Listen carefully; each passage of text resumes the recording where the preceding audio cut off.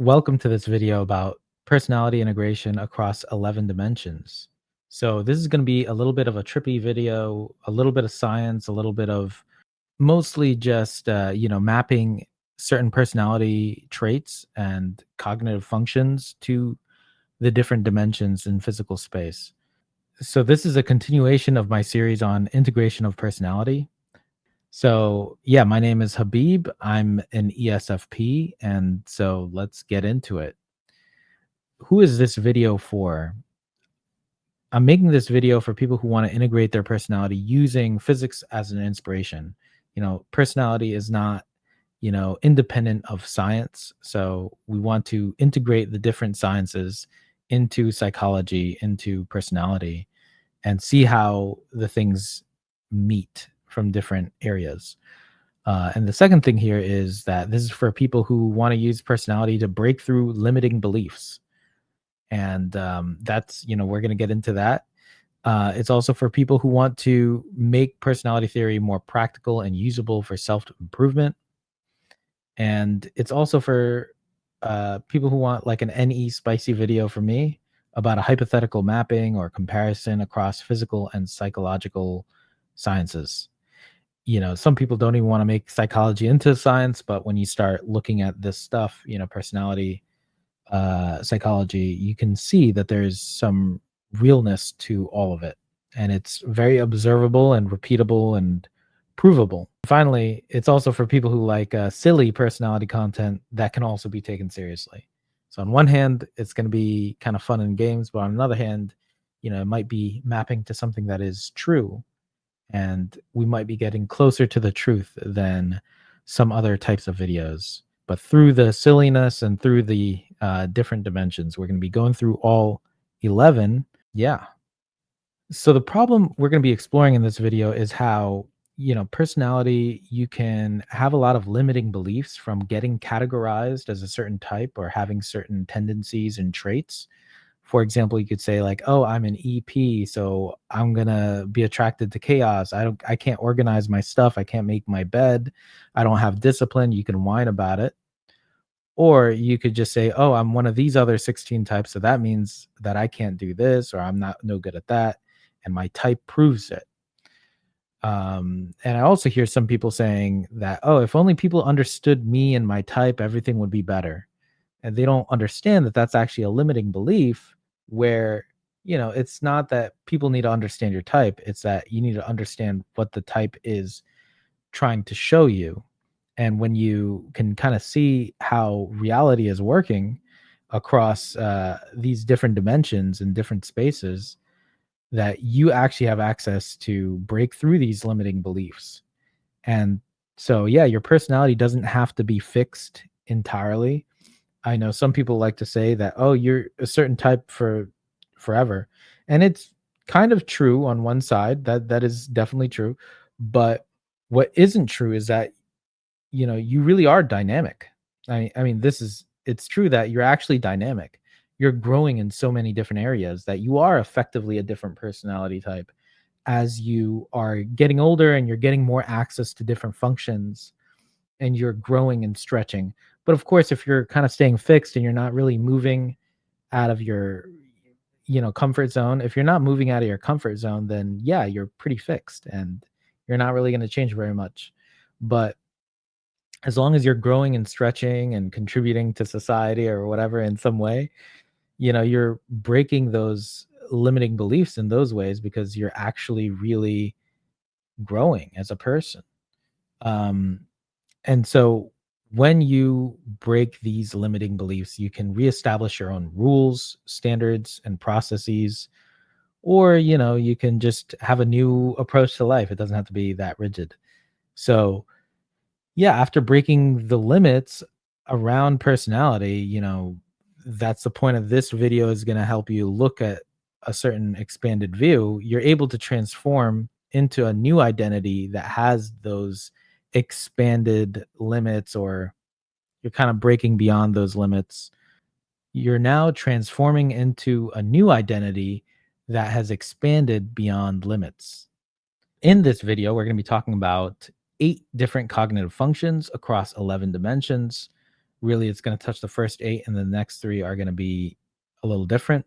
So yeah, this video might be a little trippy and it may not be totally accurate, but the purpose of the video is that it's a useful thought experiment. And so that's, maybe you're not used to that kind of video for me, but yeah, we're just going to be so you can kind of think to yourself, how would I map the 8 functions to the different physical dimensions? How would you do it? Where would you put each function? So I'd definitely love to hear what your thoughts are.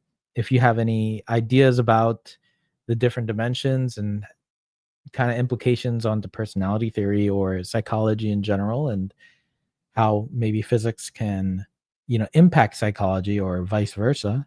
I'd love to hear what your ideas on that are.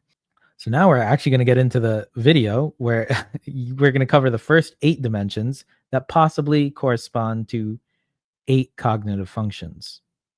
So as a note here, you might want to check out some YouTube videos about the 11 dimensions, or, however many dimensions you want to look up. Maybe even just 5 dimensions. What are the first 5 dimensions about? For example, the 4th dimension, some people say, is time. So we're going to talk about that a little bit. But now, without further ado, let's get started with the first dimension. Let's get started with the first dimension here, which, if you can guess which cognitive function that's going to map to, I would say it starts with SI. So this is usually known as history or timeline. I'm going to be including movie roles of like which part of a movie is this dimension representing.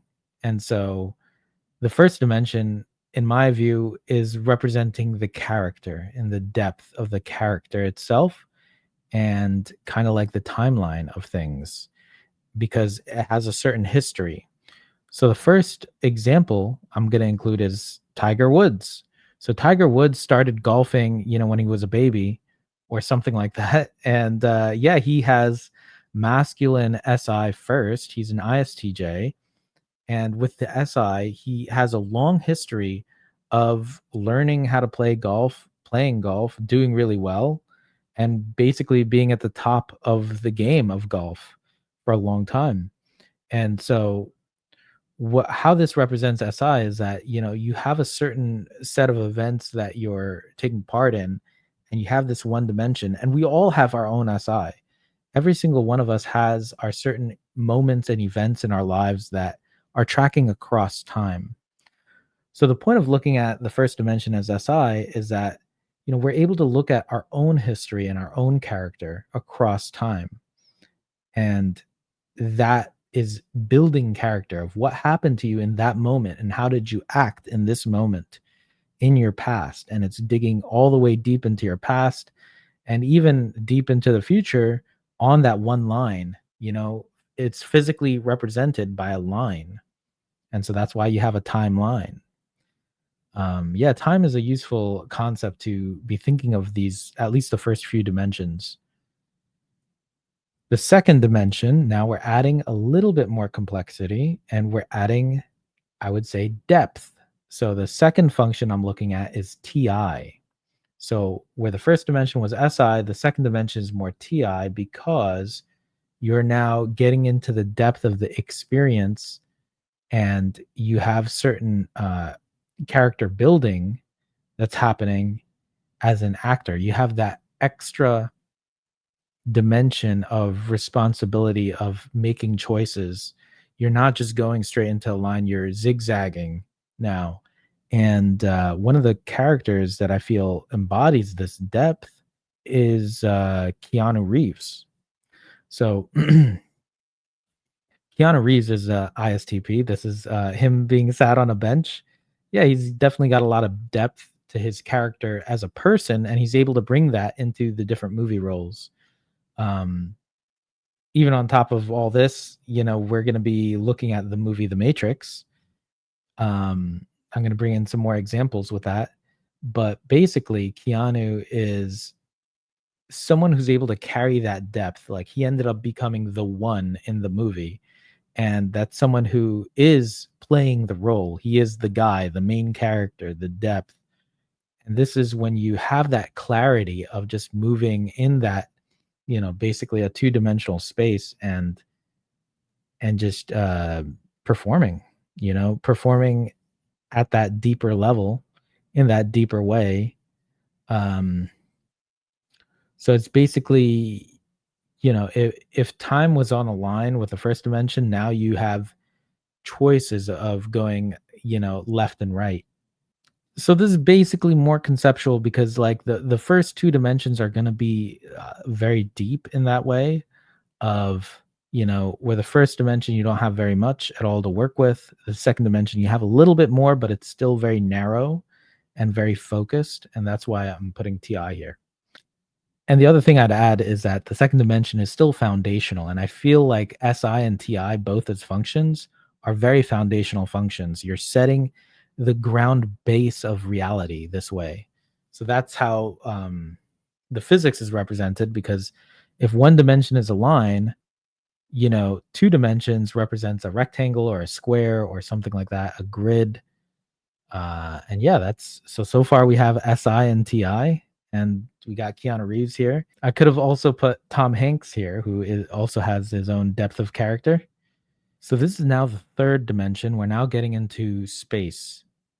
So in the third dimension, we not only have a grid to work with, we have now a z axis, x, y, z. So we have access to space. And that is now in the movie context setting the stage. You're able to go in three different dimensions. And so I'm saying that this is TE. You literally have more to work with. And because you have more to work with, I think TE as a function is about working with all the tools and all the things you have available. And you're able to go move from space to space and access different areas. The example I chose here, as someone who I feel ruled the stage on some levels or many levels, is Arnold Schwarzenegger. Actually, did I spell that right? So, someone who represented this really well was Arnold Schwarzenegger.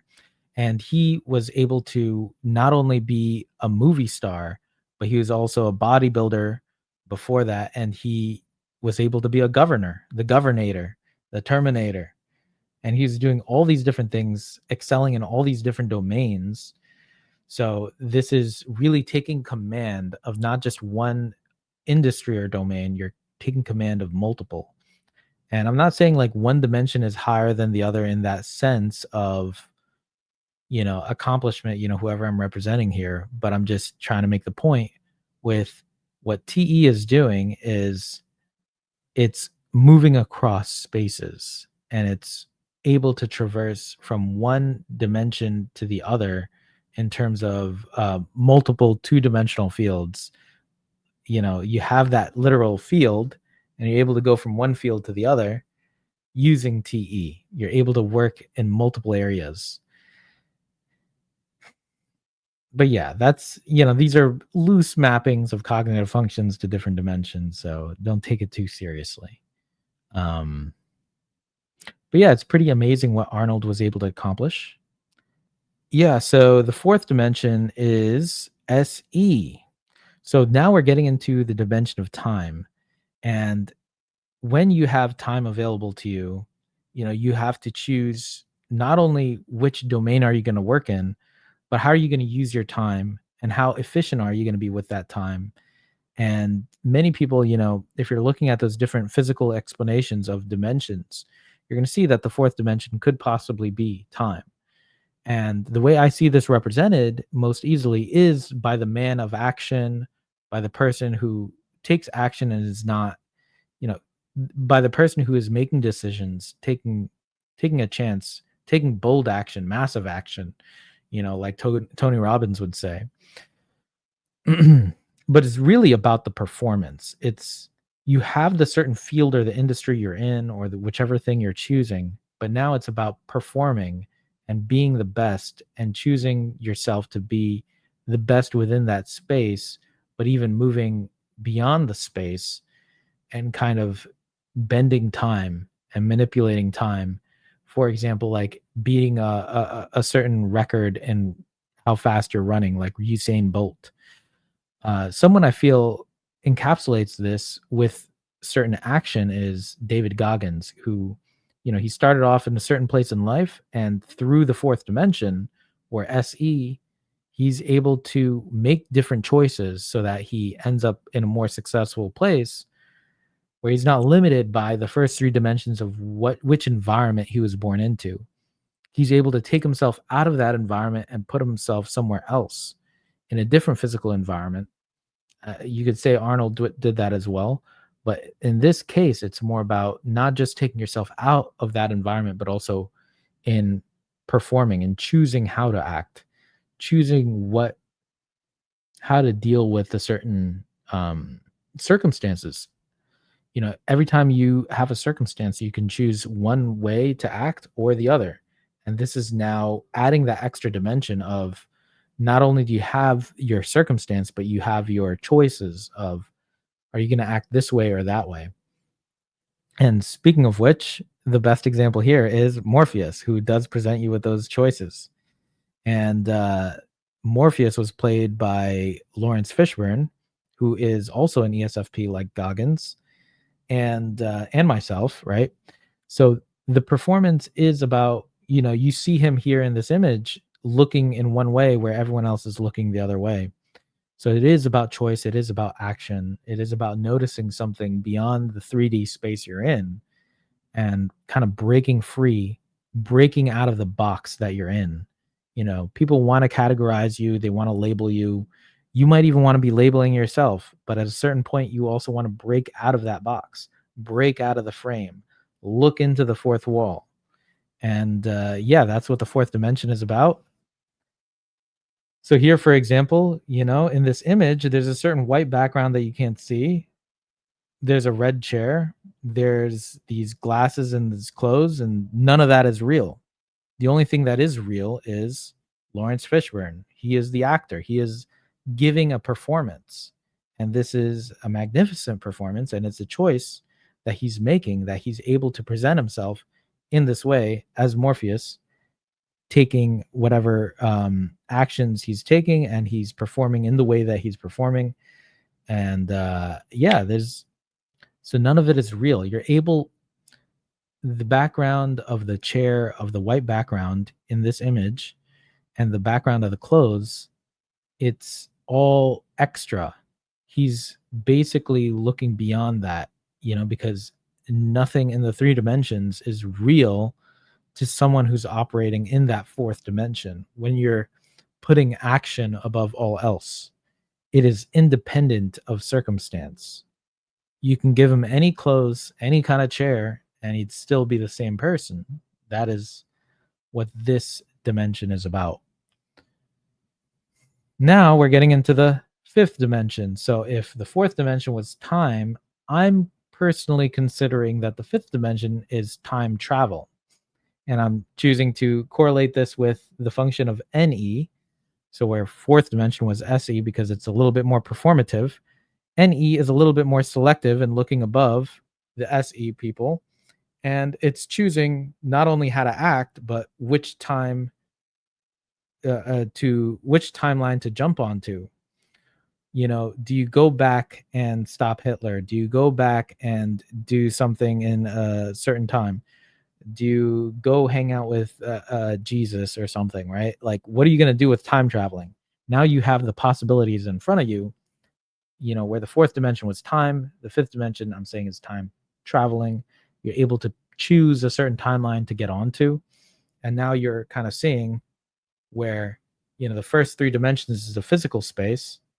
The fourth dimension is time. The fifth dimension is now more about that looking above time even. And it's not really time travel. It's actually just above time. And then we're starting to get a little bit blurry as to what it could possibly be, right? But I'm also saying in the movie terms, this is about direction.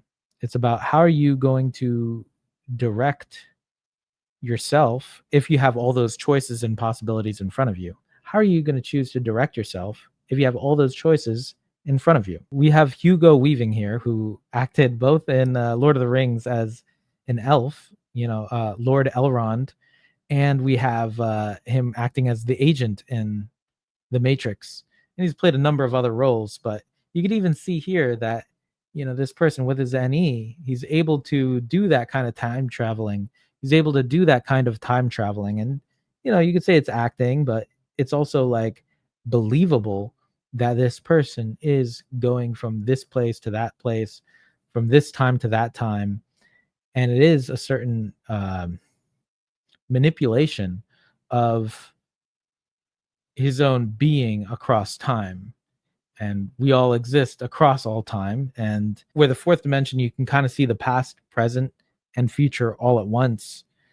Now you can basically choose which past, present, future you want to go into, which universe do you want to walk into, which world are you choosing. And so that's what the time travel is about. Now that's possibly getting a little bit into the sixth dimension, but we're going to get there. Hugo Weaving did a good job in those movies. And yeah, he's able to direct himself in those different time settings. Here we have Lana Wachowski, who directed The Matrix.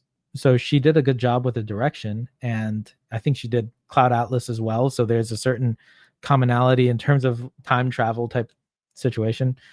And you're able to work across multiple worlds, multiple universes, and provide the direction that you could only provide if you're kind of seeing things from a certain overview perspective.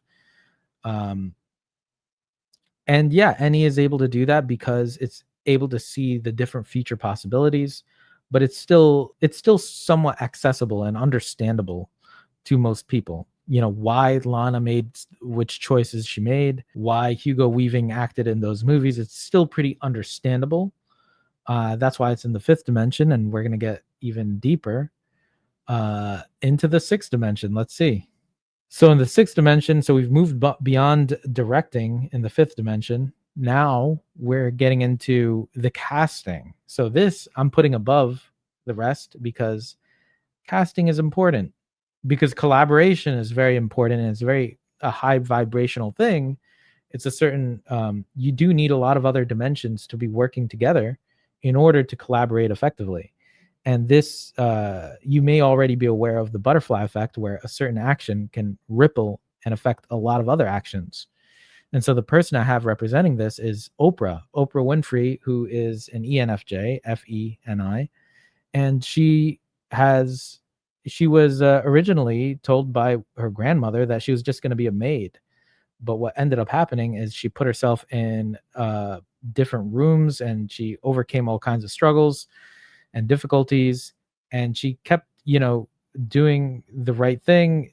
And basically she worked her way to the top of, becoming a talk show host, all the way to the situation where it's her own star power, but also her ability to talk about books or have guests on and have these deeper conversations with people that ended up creating this massive network. And now she has the Oprah Winfrey network, and it's the way she's able to use that FE to connect with other people.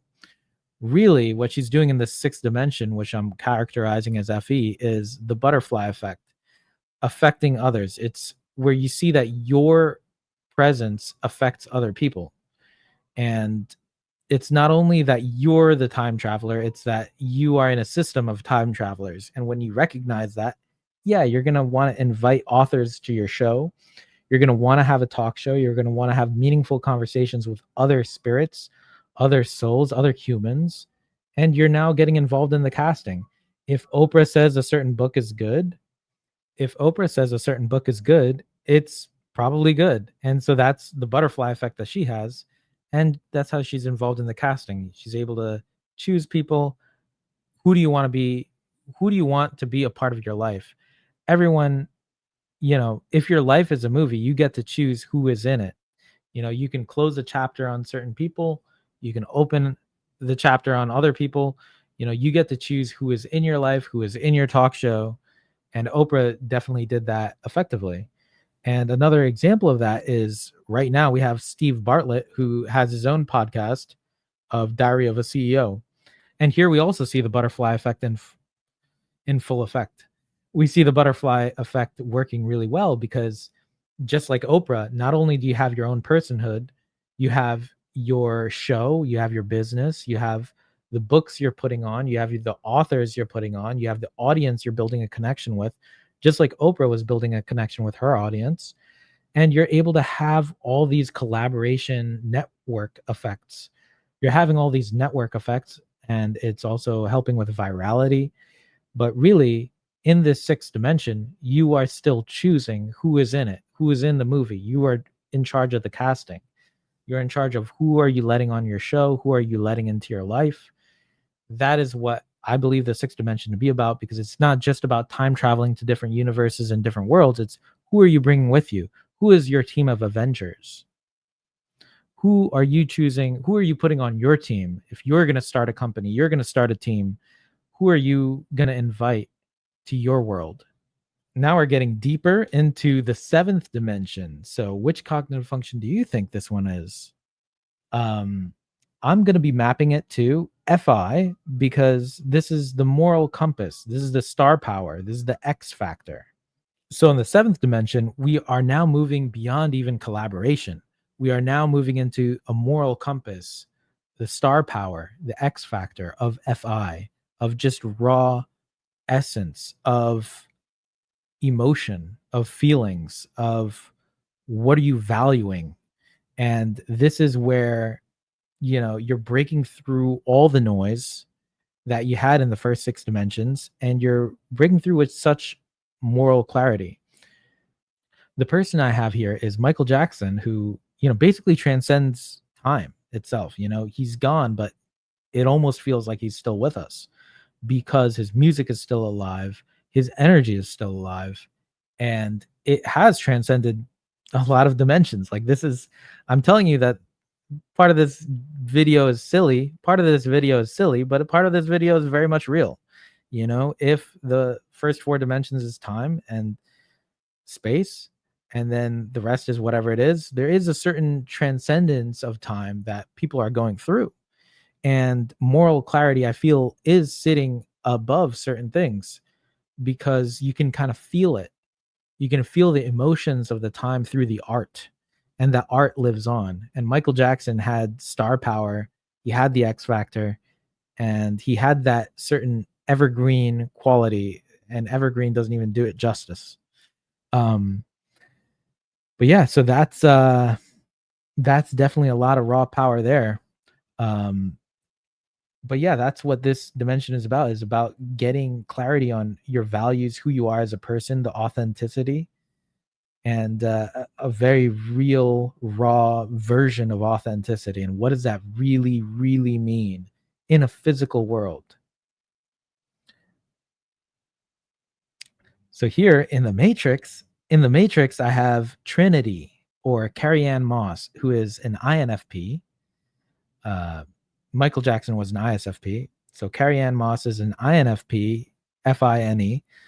And yeah, she represented love. And she was the person who saved Neo, saved Keanu Reeves. She saved the movie, the first movie of The Matrix. It's from her love and affection that the one was saved from death. And it is that moral clarity, it is her decision making throughout the movie that ended up causing certain things to come together, and a certain clarity of will, even, even beyond morality. It's a clarity of will, and that X factor, that star power, that pushing through of a person's will that breaks through all those perceived limitations. So yeah, shout out to Trinity there from The Matrix. Now we're getting into the eighth dimension. So this is the last one that has a correlation with the eight cognitive functions. And which function do we have left? Turns out it's NI. And this is where all the eight dimensions come together. So each one, layer by layer, you had space, you had time traveling, you had, the butterfly effect, and then you had certain authenticity, or that star power. And now you have oneness. So, it's interesting because certain religions, like, for example, the monotheistic religions like Islam, for example, believes in one God, and there is a certain oneness, right? So this oneness, it is kind of the integration. We're talking about the integration of personality in this series, and the oneness is about integrating everything below, everything in the other dimensions, the first seven or the first eight, and bring it into this one cohesive picture. And this is about being the visionary. This is about having, in a movie setting, it's about having the production, right? So when, for example, Matrix 4 was being produced, that is, someone had a certain NI for that, someone had a vision for that. When anything is being created, there's a certain vision that people have for their creation. And this is what NI is doing. It is the production, it is the creation process. And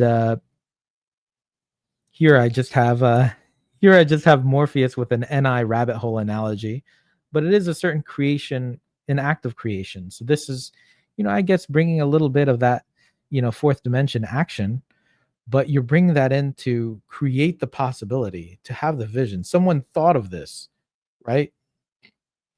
Someone thought of creating this frame. And the person who thought of creating that frame was being visionary.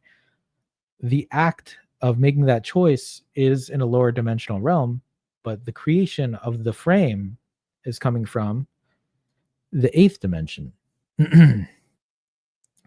So whenever you're making a choice, making a visionary choice, making an architectural design decision, you are using this NI. You are using oneness. You are making a choice to create a system. You have an imagination, a creativity for creating a system that lives beyond you and is timeless. That's when you're using NI. No one is ready for Kanye West's vision, but I thought I'd put him here as someone who is trying to do something in the eighth dimensions, trying to do something with oneness, and trying to be a visionary. Now, whether or not it's working, that's a different debate. But really, the one that's more palatable for the masses is the dead guy. The one that's more palatable for the masses is Steve Jobs. So he created Apple, and we know the different aspects or sides. We know the different aspects. We know the different sides of Steve Jobs. Like, he was not the nicest guy, but at the end of the day, he had a vision. Whether or not he did any work, it's real that a person needs a vision when they're creating some massive production. That when you're creating a movie or you're creating a business, you're creating a company, you do need to have that vision in mind. One of the things that Steve Jobs did was he brought Eastern philosophies or mindset from his trip to India. He brought that to Silicon Valley, and he was able to access the idea of simplicity. Where every other company was adding more features and adding more buttons, he took features away. He reduced the noise. He reduced the complexity. It's about making things simple. So in the eighth dimension with NI or oneness, you're able to reduce the noise, come back to the basics, come back to simplicity, and do them in such an elegant way that it is seen as a visionary. And you are able to keep up the production, and you're making it look easy. So yeah, shout out to Steve Jobs there.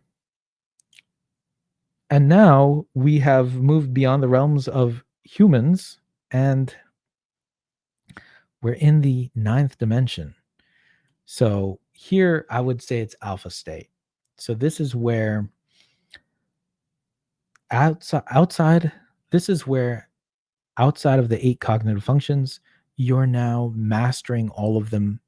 You're able to do all kinds of things, and you're not limited by any category or function. Here I have that the alpha state is basically teleportation. And the type of example I'm using here is refugees and immigrants. There are many refugees throughout history, including possibly your ancestors, right? So my own family comes from Bangladesh. I put story about my family here. So my own family comes from Bangladesh, and not too long ago, And so we're in New York, and it's going pretty well. But my parents had to make a choice of getting out of a bad situation, and I don't know how they did it, but they did it. It takes a certain kind of energy. Now I don't know that they're going to consistently be performing at that level, but whatever decision they had to make, or the people around them, or the universe made on their behalf, they basically figured out a way to get to a better situation. And that is what any one of us can do. Each and every one of us has the power to teleport into a better situation. And this is why I'm going to concretize I'm going to make concrete the idea of choosing collaboration over competition, choosing growth over a fixed mindset. Because when you're open to all these possibilities of what you can do, it doesn't matter which cognitive functions you have, you're going to make it happen. And that's the mindset of teleportation. That's the mindset of getting into this higher order of thinking that I'm saying is accessible in the ninth dimension, whatever that means. It doesn't have to mean anything. But the idea is there, and people are successfully doing it. And in the movie space, what I would call this is the industry itself. And even outside of the domain of movies, I would say it's whatever industrial complex, like the military industrial complex, or the food industrial complex, or the pharmaceutical industrial complex, right? So that is where that is the kind of limit to break through. Sometimes you do have cheaper drugs, or sometimes you do have a breakthrough in those areas that people say things are impossible, like South Africa ending apartheid, like South Africa of ending apartheid, like South Africa ending apartheid, or the ending of slavery. There are certain things that are just, you're teleporting to the good situation. You're transcending the limitations of your industry. You're transcending the limitations of your world. And that is what I'm saying is the ninth dimension. Whether it's physically true or not, that remains to be seen. That's yeah. But at the end of the day, I think when you have all these other 8 functions working together, and you have a good ability to access those functions or those dimensions, then it becomes easier to imagine yourself to have a certain radical change in your life. But yeah, that's as far as I can talk about with the ninth function. And that's as far as I can talk about the that's as far as I can talk about with the ninth dimension. Now, this is all hypothetical. This is all theoretical. Um, yeah, and here I just have an image of someone, maybe using their chakras. I don't even know what that's about. Okay, I don't. But you got to open yourself up to the possibility of what's possible. But you got to open yourself up to the possibility of what's available to you, and you can get yourself into any kind of good situation if you believe. Yeah. So, yeah. Anyway, so now we're getting more blurry vision as far as what we can actually see, but we're still developing a certain sense of what these things are. Things are starting to get a little bit blurry at this point. We're in the 10th dimension, and it's getting even more hypothetical. So I'd say the 10th dimension is omnipresence. It is the beyond. It is the abundance over scarcity. It is the creator or creations itself, Basically, this is about creativity. It is about abundance. It is so beyond competition, so beyond even collaboration. It's just the pure love and abundance and the beyond and creation itself, as I'm saying, it's omnipresent. It's omnipresence. Um, yeah. The best way I would kind of, the best hypothetical I can come up with is something like the abundance mindset, where you are now so far above those first 9 dimensions that you are seeing the glass half full. You're finding opportunities. You're utilizing what is already available and known. You have an optimism about the future, and you're not,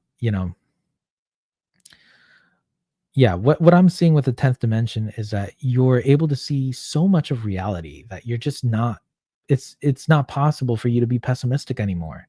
It's not possible for you to be that negative anymore. It's not possible for you to be so critical of others or competitive for no reason, you know?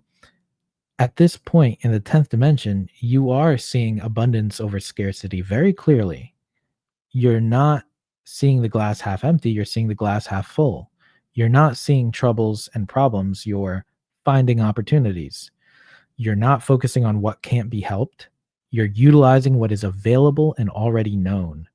You're not stepping back in fear during hard times. You're actually optimistic about the future. And it's not effortful. This is without effort. So, with this 10th dimension, with being able to see so far above and beyond what everyone else is operating in, you are choosing abundance over scarcity. And it's not even a choice, really. You're just seeing it, you're living it, you're breathing it. And I put the creator here, God, whatever that is, just something. It's, yeah, I don't need to come up with a theory about that right now, but we're just talking about physical space and how these kind of exist.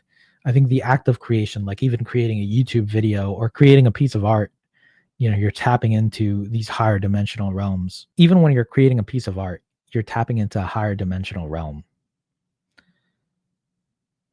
So now we're getting into the 11th dimension. This is the last one we're covering. Um, yeah, and I don't have that much to say about it because what I'm calling it is a soul architect. So if at our base layer we have an ego and the id, and we have superego, but really we have the ego at the base layer. And then I would say in the higher level, we have a soul. And what architected that soul? I'm not trying to debate anything here, but yeah, we have souls. And who created that soul? I'm just going to call it here as something inexplicable. And I'm going to leave it blank and you can fill in the blank. What do you think the 11th dimension is about? So the first 8, I had cognitive functions mapping to them. And the 11th dimension, what would you say is possible to map into this area? My vision at this point is limited, or at least I'm not going to be putting here what I think. For me, the 11th dimension is about what is architecting or managing your own soul. What sent you here? Why are you here? Why are you on this planet? And, as far as the first 8 dimensions go, and then when you're so far above it with the 11th dimension, you start to lose sight over what things are about. Yeah, I mean, the best bet I can do is just who is the designer of your soul? Who is the designer of the lightest part of you? Who created the light? And I feel like that is where this is going. This is the creator of light. Yeah, that's as far as I could say. Here I have this image of a soul from Google Images. Who knows what that is? But yeah, it is very inexplicable to me. And I hope you can fill in the blank. What do you think the 11th dimension is about? And yeah, I just repeat that this entire video is very hypothetical and, we'll see how it goes. But yeah, this has been a presentation of the integration of personality, the 8 cognitive functions, and 11 dimensions. So, how would you map these 8 cognitive functions to the 11 dimensions? Would you even bother doing that? Do you feel like there's something else here that's missing? You could add Enneagram onto it, you could add other systems or ways of thinking on top of it. What other ways of thinking or what other domains would you even bring into personality that you're seeing as overlaps? Um, but yeah, I'm getting yeah, I had a lot of fun putting this together. And yeah, I wanted to get some thoughts out here. I wanted to help people break past their limits. And yeah, so here's a slide on that. Um, so what I really want to say is you're not limited. You have the concept of many dimensions. You're able to see through the possibility of getting stuck in any one place. The limits that were placed on you at a young age or now, they're all optional. You can move freely across space. It can make sense to have limits and controls for your own health and safety. I mean, in terms of how you're thinking about things, you don't want your brain falling outside of your head, just take care of yourself. The nature of your personality does not keep you down. The nature of who you are is not meant to hold you back. You're here for some reason, you're here for some purpose or not, you know, but you're here. And getting stuck by a lower dimensional set of ideas, you don't need to be limited by categories or personality or anything really. I hope this presentation on the 11 dimensions helps you think bigger, expand your perception of yourself, expand your own sense of meaning and purpose and wonder. I hope this expands your curiosity even. Maybe you look at some things. Let me know what kind of ideas this type of video sparks in you. And yeah, there's a bird flying. Thank you for watching. Like and subscribe. I'll see you in the next video.